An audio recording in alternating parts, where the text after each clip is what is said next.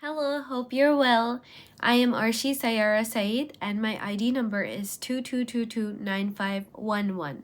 My topic is the TCP IP versus the OSI model. So today we will learn about each models and their functions and how many layers they have and how they came into the picture, and then we will compare between them and see which one is better. So let's get right into it. Let's have a look at the slide. So how did the models come into picture? We'll now talk about it. Let's talk a little bit about the history. So why were the networks like the TCP IP or the OSI models invented?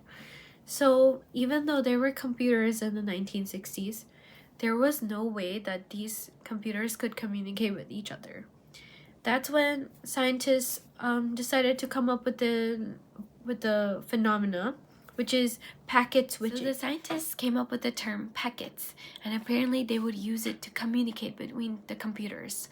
So what is a packet? Let's have a look. A packet is small bits of data that is transferred from one computer to the other. It's transmitted across a network.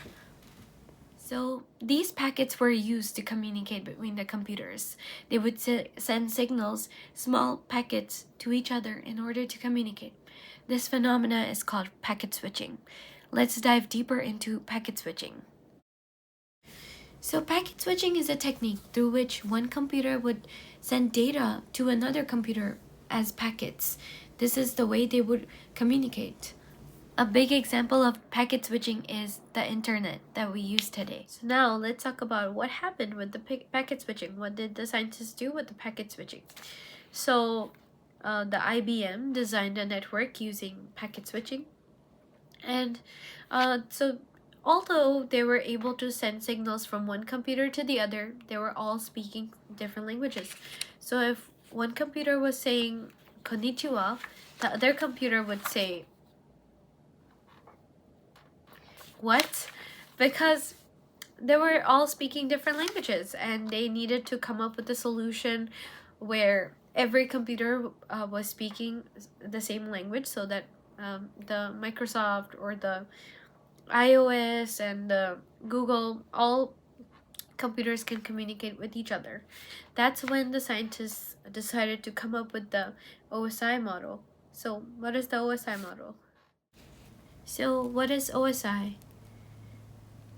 The full form is Open Systems Interconnection. It was developed by the ISO to standardize how different networking systems communicate. After the OSI model, another model showed up, which is the TCP IP model, Transmission Control Protocol, and the Internet Protocol. So what is a TCP IP? The full form is Transmission Control Protocol, or the Internet Protocol, as we all know. So it's a conceptual framework which is used to understand networking protocols and implementing them in computer communication systems. Now let's look at the layers of the OSI and the TCP model. Let's start with the OSI model. So now let's talk about the OSI layers. The OSI has 7 layers and it goes from the bottom to the top. The first layer would be physical layer. So the physical layer transmits raw bit streams over a physical medium. Some examples would be the cables and the radio waves, and the next one is the data link layer, which provides node-to-node data transfer and handles error correction. The next one is the network layer. The network layer is responsible for sending packets from one computer to the other, including routing.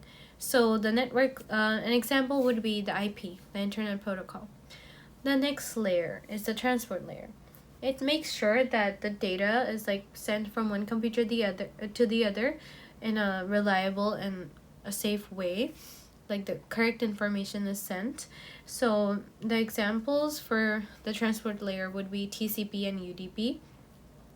The next layer is the session layer.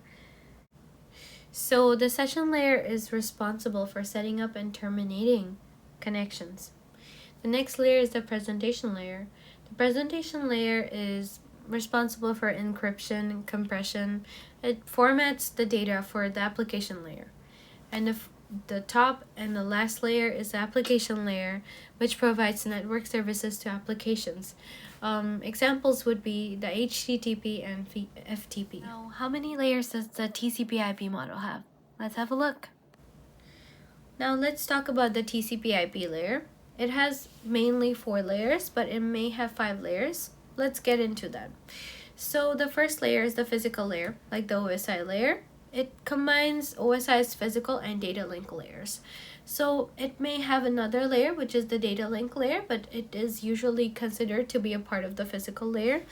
It is responsible for dealing with the hardware level transmission.